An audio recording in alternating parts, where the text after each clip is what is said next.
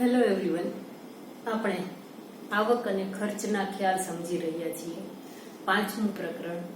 આપણે અત્યાર સુધીમાં પ્રકરણમાં આવતા તમામ ખર્ચના ખ્યાલ સમજી લીધા છે. હવે છેલ્લે આવકનો ખ્યાલ શરૂ કરતા પહેલા છેલ્લો ખર્ચનો ખ્યાલ એટલે જે સમજી લીધેલો છે એ ખર્ચ, એ બંને વચ્ચેનો સંબંધ શું છે. આપણે સરેરાશ ખર્ચ પણ સમજી લીધું અનુસૂચિ આકૃતિ દ્વારા બરાબર, અને સીમાંત ખર્ચ પણ સમજી લીધું. હવે એ બંને વચ્ચેનો સંબંધ શું છે અને ઉત્પાદન અંગેના નિર્ણય લેવા માટે આ બંને ખર્ચ કઈ રીતે મદદરૂપ થાય છે એ મહત્વની વસ્તુ છે. એટલા માટે આ બંને ખર્ચનો ખ્યાલ બહુ મહત્વનો છે. તો ઉત્પાદક લાંબા ગાળે ઉત્પાદન ચાલુ રાખવું કે બંધ કરી દેવું, અથવા તો ટૂંકા ગાળે ઉત્પાદન ચાલુ રાખવું કે બંધ કરી દેવું, એ નિર્ણય એ સરેરાશ ખર્ચ અને સીમાંત ખર્ચના આધારે લે છે. કઈ રીતે? તો કે વસ્તુની કિંમત સરેરાશ ખર્ચ કરતા જ્યારે વસ્તુની કિંમત વધુ હોય, સરેરાશ ખર્ચ કરતા વસ્તુની કિંમત વધુ હોય તો ઉત્પાદક લાંબા ગાળે ઉત્પાદન ચાલુ રાખશે. આ લાંબા ગાળાના નિર્ણય લેવા માટે સરેરાશ ખર્ચ મહત્વનો છે, અને ટૂંકા ગાળાના નિર્ણય લેવા માટે સીમાંત ખર્ચ મહત્વનો છે. જો સીમાંત ખર્ચ કરતા વસ્તુની કિંમત વધુ હોય તો ઉત્પાદક ટૂંકા ગાળા માટે ઉત્પાદન ચાલુ રાખવાનો નિર્ણય લેશે. એટલે ઉત્પાદકે ઉત્પાદન ચાલુ રાખવું કે બંધ કરવું એ નિર્ણય લેવા માટે સરેરાશ ખર્ચ અને સીમાંત ખર્ચ જરૂરી છે. લાંબા ગાળે ઉત્પાદન ચાલુ રાખવું કે કેમ એના માટે સરેરાશ ખર્ચ અને ટૂંકા ગાળાનો નિર્ણય લેવા માટે ઉત્પાદન અંગેનો, જો એમસીક્યુમાં પણ પૂછાઈ શકે, ટૂંકા ગાળા માટે ઉત્પાદન ચાલુ રાખવાનો નિર્ણય કોના આધારે લે છે? સીમાંત ખર્ચના આધારે. અને લાંબા ગાળે ઉત્પાદન ચાલુ રાખવાનો નિર્ણય કોના આધારે લે છે? સરેરાશ ખર્ચના આધારે. જો સરેરાશ ખર્ચ વસ્તુની કિંમત છે એ સરેરાશ ખર્ચ કરતા વધુ હોય તો ચાલુ રાખશે, જો ઓછું હોય તો બંધ કરી દેશે. એ જ રીતે સીમાંત ખર્ચ કરતા વસ્તુની કિંમત વધુ હોય તો ટૂંકા ગાળામાં ઉત્પાદન ચાલુ રાખશે, નહીં તો બંધ કરી દેશે. હવે આપણે સરેરાશ ખર્ચ, સીમાંત ખર્ચ બંનેનો સંબંધ આકૃતિ દ્વારા સમજવાનો છે. એટલે પહેલા એની અનુસૂચિ જોવાની છે, કુલ ઉત્પાદનના એકમો, પછી કુલ ખર્ચ. આપણે આવી જ અનુસૂચિ બધા જ ખર્ચમાં જોઈ છે, અને આપણે આ બંને ખર્ચને સેપરેટલી ભણી ગયા છીએ. એટલે આ વસ્તુ તમને આપેલી ના હોય તોય આ બે વસ્તુ ઉપરથી તમે સરેરાશ ખર્ચ અને સીમાંત ખર્ચ શોધી શકો. દાખલા તરીકે ઉત્પાદનના એકમ 1 છે, કુલ ખર્ચ 20 છે, તો સરેરાશ ખર્ચ શોધવા માટેનું સૂત્ર શું છે? તો કે સરેરાશ ખર્ચ શોધવા માટે કુલ ખર્ચને ઉત્પાદનના એકમોથી ભાગવાનું છે. એટલે કે TC ભાગ્યા TP, તો આપણને સરેરાશ ખર્ચ મળે. એટલે 20 ભાગ્યા 1 એટલે 20, 35 ભાગ્યા 2 એટલે 17.5, 45 ભાગ્યા 3 15, 60 ભાગ્યા 4 15, 85 ભાગ્યા 5 17, 115 ભાગ્યા 6 19.2 અને 150 ભાગ્યા 7 21.5. એટલે આપણને આ સૂત્રના આધારે સરેરાશ ખર્ચ કેમ મળે એ ખબર છે. સીમાંત ખર્ચ મળે એ આપણે આગળ સૂત્ર જોઈ ગયા છીએ, વધારાના એક એકમના ઉત્પાદનથી થતો વધારાનો ખર્ચ. તો આ કુલ ખર્ચ છે, આ TC1 છે, TC2 છે, TC3 છે. તો આગલું છે TC છે, TC2 minus TC1, TC3 minus TC2. તો આપણને આ ખર્ચ મળશે. જેમ કે વધારાના એક એકમનું ઉત્પાદન થયું જ નથી એટલે સીમાંત ખર્ચ છે જ નહીં એક એકમના ઉત્પાદને. પછી 2 એકમનું ઉત્પાદન થયું એટલે 20 માંથી ખર્ચ વધીને 35 થયો, તો કેટલો ખર્ચ વધ્યો? 15 નો 35 ઓછા 20 એટલે 15. 3 એકમના ઉત્પાદને ખર્ચ વધીને 45 થયું, તો કેટલો ખર્ચ વધ્યો? 45 માઈનસ 35 એટલે 10. 4 એકમના ઉત્પાદને 60 કુલ ખર્ચ છે, પણ ચોથા એકમનું વધારાનું એક એકમનું ઉત્પાદન કર્યું તો ખર્ચ કેટલો વધ્યો? 60 ઓછા 45 એટલે 15. આ રીતે આપણને આખો સીમાંત ખર્ચ મળે છે. 85 ઓછા 60 એટલે 25, 115 ઓછા 85 એટલે 30, અને 150 ઓછા 115 એટલે 35. તો પહેલા અનુસૂચિ બનાવવાની છે, અને અનુસૂચિ મુજબ કુલ ખર્ચ આપેલો હોય તો આપણે સરેરાશ ખર્ચ પણ શોધી શકીએ અને સીમાંત ખર્ચ પણ શોધી શકીએ. એટલે ક્યારેક કુલ ખર્ચ આપીને એકમ, ઉત્પાદનના એકમ અને કુલ ખર્ચ એમ પણ પૂછે કે હવે સરેરાશ ખર્ચ અને સીમાંત ખર્ચ શોધો, તો આપણે સૂત્રની મદદથી સરેરાશ ખર્ચ અને સીમાંત ખર્ચ શોધવાનો છે. અને એ રીતે તમારે સરેરાશ ખર્ચ અને સીમાંત ખર્ચ વચ્ચેનો સંબંધ બતાવવાનો છે. એટલે આપણને આખું કોષ્ટક મળી જાય. પછી એને આપણે આકૃતિ દોરીને એટલે કે આલેખમાં એ વસ્તુને દર્શાવવાની છે. તો હવે સરેરાશ ખર્ચ અને સીમાંત ખર્ચ એ બંને વચ્ચેનો સંબંધ આપણે બાજુમાં આખો આલેખ દોરીએ એમાં સમજીએ. બરાબર ધ્યાનથી, કારણ કે હવે બે આકૃતિ અહીંયા આપણે સાથે કરવાની છે. આપણે સ્થિર ખર્ચ, અસ્થિર ખર્ચ અને કુલ ખર્ચ એ ત્રણ આકૃતિ એક સાથે કરેલી હતી. અત્યારે અહીંયા ઉત્પાદનના એકમો x ધરી ઉપર, ઉત્પાદનના એકમો અને y ધરી ઉપર ખર્ચ બતાવવાનો છે. એટલે એમાં સરેરાશ ખર્ચ અને સીમાંત ખર્ચ બંને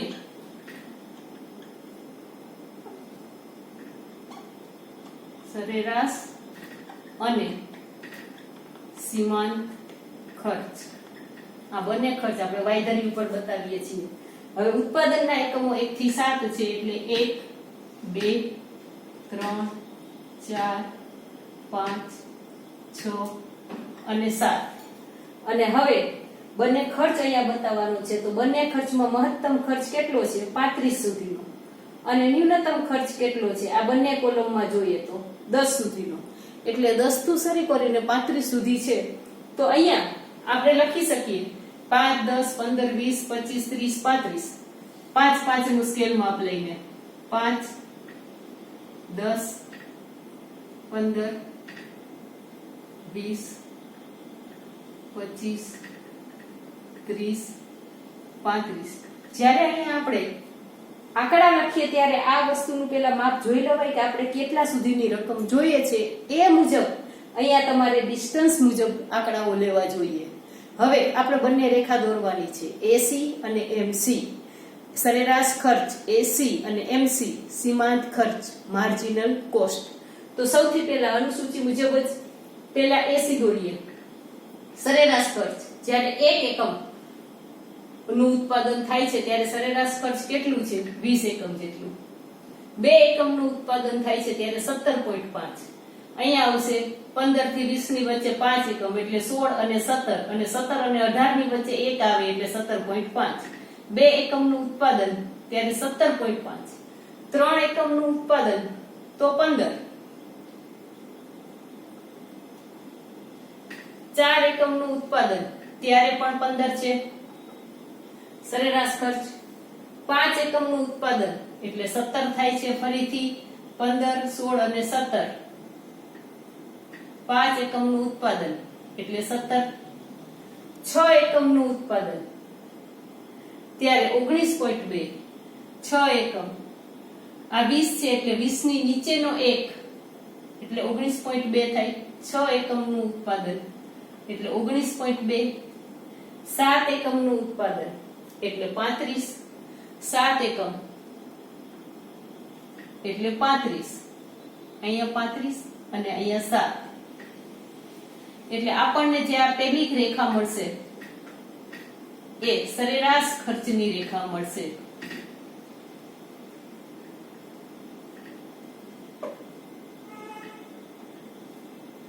સરેરાશ ખર્ચની રેખા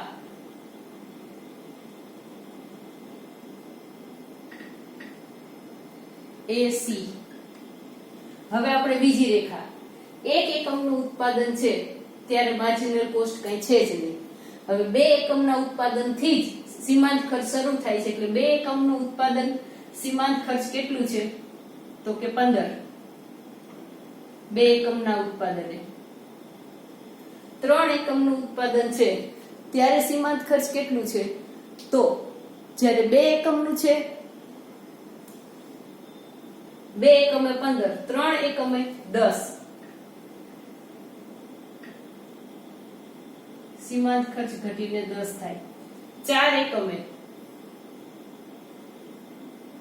15, 4 એકમ ઉત્પાદન ખર્ચ 15. 5 એકમે 25. હવે આ પાંચમું એકમ અહીંયા 20 છે તો અહીંયા 25. પાંચમું એકમ 25. છઠ્ઠું એકમ 30. છઠ્ઠા એકમે ઉત્પાદન ખર્ચ 30. સાતમું એકમ ઉત્પાદન ખર્ચ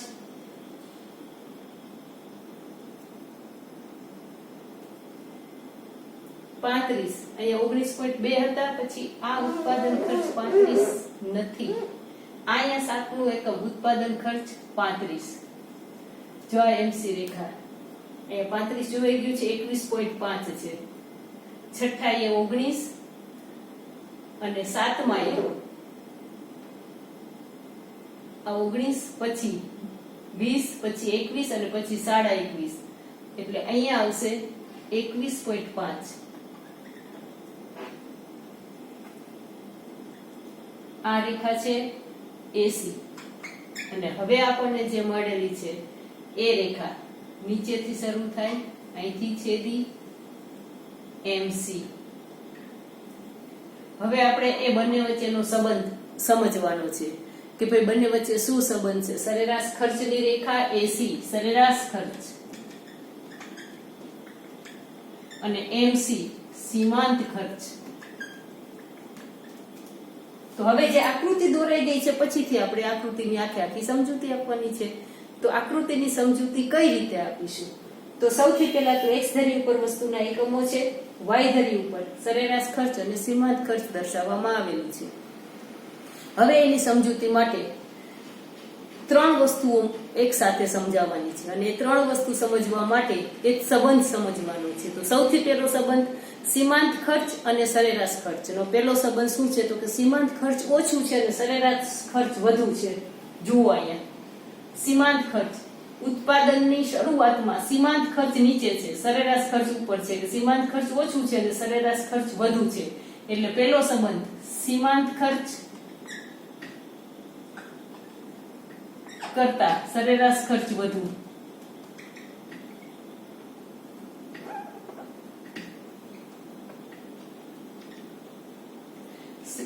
સીમાંત ખર્ચ કરતા સરેરાશ ખર્ચ વધુ. આ વસ્તુને સમજાવીએ તો શરૂઆતમાં ઉત્પાદનની શરૂઆત થાય છે ત્યારે તમે આ બે ખર્ચ જુઓ. સરેરાશ ખર્ચ 20 છે ત્યારે સીમાંત ખર્ચ છે જ નહીં. સરેરાશ ખર્ચ 17.5 છે ત્યારે સીમાંત ખર્ચ 15 છે. સરેરાશ ખર્ચ 15 છે ત્યારે સીમાંત ખર્ચ 10 છે. એટલે શરૂઆતના 3 એકમો સુધી સરેરાશ ખર્ચ વધુ છે, સીમાંત ખર્ચ નીચું છે. બંને ખર્ચમાં ઘટાડો દર્શાવે છે. જેમ ઉત્પાદન વધે એમ સરેરાશ ખર્ચે ઘટે છે, સીમાંત ખર્ચે ઘટે છે. જો આ 20, 17.5, 15, 10 એટલે શરૂઆતના 3 એકમ સુધી બંને ખર્ચ ઘટે છે. પરંતુ સરેરાશ ખર્ચ કરતા સીમાંત ખર્ચ વધારે ઝડપથી ઘટે છે, કારણ કે આ સીમાંત ખર્ચ નીચી લાઈન છે, સરેરાશ ખર્ચની ઉપરની લાઈન છે. એટલે સીમાંત ખર્ચ ઓછું છે અને સરેરાશ ખર્ચ વધુ છે. પહેલો સંબંધ એ સમજાવવાનો છે કે જેમ ઉત્પાદન વધે છે એમ સરેરાશ ખર્ચ પણ ઘટે, સીમાંત ખર્ચ પણ ઘટે. પરંતુ સીમાંત ખર્ચ શરૂઆતમાં ઓછું છે, સરેરાશ ખર્ચ વધુ છે. હવે બીજો સંબંધ એમાં સમજાવવાનો છે, સીમાંત ખર્ચ બરાબર સરેરાશ ખર્ચ. હવે બે ઘટે છે, ઘટતા ઘટતા આ સૌથી ઓછું ન્યૂનતમ અહીંયા થઈ જાય છે 3 એકમે અને એ પછીથી વધવાનું વલણ શરૂ કરે છે. પછી એ સરેરાશ ખર્ચની રેખાને નીચેથી છેદેને ઉપર જાય છે. એટલે આ જગ્યાએ બંને ખર્ચ સરખા થાય છે. એટલે સરેરાશ ખર્ચ બરાબર સીમાંત ખર્ચ. બીજી તમારે એ સમજાવવાનું છે, સીમાંત ખર્ચ બરાબર સરેરાશ ખર્ચ. એટલે એ બિંદુ એવું છે કે જ્યાં સીમાંત ખર્ચ અને સરેરાશ ખર્ચ બંને સરખા થાય છે. એ બિંદુને આપણે સી બિંદુ નામ આપી દઈએ કે જ્યાં સીમાંત ખર્ચ સરેરાશ ખર્ચની રેખા એકબીજાને છેદે છે. એટલે પણ કઈ રેખા કોને છેદીને ઉપર જાય છે? તો કે સરેરાશ ખર્ચની રેખાને સીમાંત ખર્ચની રેખા નીચેથી છેદીને ઉપર તરફ જાય છે. એટલે હવે ઇક્વેશન આખું બદલાઈ જશે. હવે જે આ ખર્ચ વધુ હતો ને આ ઓછો હતો, હવે આ નીચે રહી જશે ને આ ઉપર થઈ જશે. એટલે સરેરાશ ખર્ચ ઓછો થઈ જશે અને સીમાંત ખર્ચ વધી જશે. એટલે હવે જે ઇક્વેશન હશે એમાં સીમાંત ખર્ચ વધુ અને સરેરાશ ખર્ચ ઓછું. કારણ કે જ્યારે ન્યૂનતમ થાય છે પછીથી સીમાંત ખર્ચ ઝડપથી વધે છે અને એટલે એ સરેરાશ ખર્ચની રેખાને સી બિંદુએ છેદે છે અને નીચેથી છેદીને ઉપર તરફ ગતિ કરે છે. એટલે પછી આ જે 4 એકમનું ઉત્પાદન થઈ ગયા પછી 5 એકમ 6 એકમ 7 એકમ પછીથી ઉત્પાદન વધતા સરેરાશ ખર્ચે વધે છે, સીમાંત ખર્ચે વધે છે, પરંતુ કયો ખર્ચ ઝડપથી વધે છે? તો કે સરેરાશ ખર્ચ કરતા સીમાંત ખર્ચ વધારે ઝડપથી વધે છે. એટલે સરેરાશ ખર્ચ હજી પણ નીચોરીએ છે, આ ખર્ચની રેખા છે, પણ સીમાંત ખર્ચ ઝડપથી ઉપરની તરફ જાય છે. એટલે ઉત્પાદનની શરૂઆતમાં સરેરાશ ખર્ચ વધુ હોય છે, સીમાંત ખર્ચ ઓછું હોય છે. એક જગ્યાએ બંને ન્યૂનતમ થાય છે, પછી સી બિંદુએ એકબીજાને છેદે છે, જ્યાં બંને ખર્ચ સરખા થાય છે, અને ત્યાર પછી સીમાંત ખર્ચ બહુ ઝડપથી વધે છે અને સરેરાશ ખર્ચ વધે છે, પરંતુ સીમાંત ખર્ચ કરતા એ ધીમી ગતિએ વધે છે. વધે છે તો બંને ખર્ચ, પણ અહીંયા સીમાંત ખર્ચ વધુ ઝડપથી વધે છે, જ્યારે સરેરાશ ખર્ચ એના કરતા વધવાની ગતિ ધીમી છે, એટલે એના કરતા નીચુરીય છે. આ 3 ઇક્વેશનને સમજૂતીમાં સમજાવવાની છે, ત્યારે આપણને આખો સીમાંત ખર્ચ અને સરેરાશ ખર્ચ બંનેનો સંબંધ બરાબર રીતે સમજી શકીએ. સંબંધ સમજાવવા માટે શરૂઆતમાં મેં તમને કીધું એમ એ બંને ઉત્પાદન પ્રક્રિયાના નિર્ણય લેવા માટે શા માટે મહત્વનું છે એ સમજાવવાનું છે. પછી આ કોષ્ટક બનાવવાનું છે. કોષ્ટકમાં કુલ ખર્ચ આપેલો હોય તો સરેરાશ અને સીમાંત ખર્ચ સૂત્રની મદદથી શોધીને લખી શકાય, અને સૂત્ર આપણને કોષ્ટક આવડતું જ હોય તો એ સૂત્ર વગર પણ ગોખવાનો મતલબ નથી. આપણે માત્ર ને માત્ર કુલ ખર્ચ વધતો જાય એમ બતાવીએ તો સૂત્ર હોય તો આ બે ખર્ચ આપણે એની મેળે આવડી જાય. પછી આકૃતિમાં જે અનુસૂચિ લખી છે એને બરાબર બતાવવાની છે, અને એની સમજૂતીમાં આ 3 બાબતના 3 પેરેગ્રાફ સમજાવવાના છે. એટલે સીમાંત ખર્ચ અને સરેરાશ ખર્ચ વચ્ચેનો સંબંધ પૂરો. અહીંયા આપણું સરેરાશ ખર્ચ અને સીમાંત ખર્ચ પૂરું થાય છે, એની સાથે જ તમામ ખર્ચના ખ્યાલો પૂરા થાય છે. લાંબા ગાળાની ખર્ચની રેખા, જે આગળ મેં તમને ટૂંકા ગાળામાં ખર્ચ, લાંબા ગાળામાં ખર્ચ, ત્યારે જ મેં સમજાવી દીધું હતું કે લાંબા ગાળે બધા ખર્ચા અસ્થિર હોય છે. તમને પૂછાય છે વિધાન સમજાવો, લાંબા ગાળે બધા ખર્ચા અસ્થિર હોય છે, તો એ વિધાન બરાબર યાદ રાખવાનું છે. શા માટે લાંબા ગાળે બધા ખર્ચા અસ્થિર હોય છે એ વિધાનના સંદર્ભમાં મેં ત્યારે તમને સમજાવી દીધું છે. એટલે હવે પછી ના વિડીયોમાં આપણે આવકના ખ્યાલો શરૂ કરશું. બરાબર બધા ખર્ચના ખ્યાલ લખી લેજો, સમજી લેજો. નમસ્તે.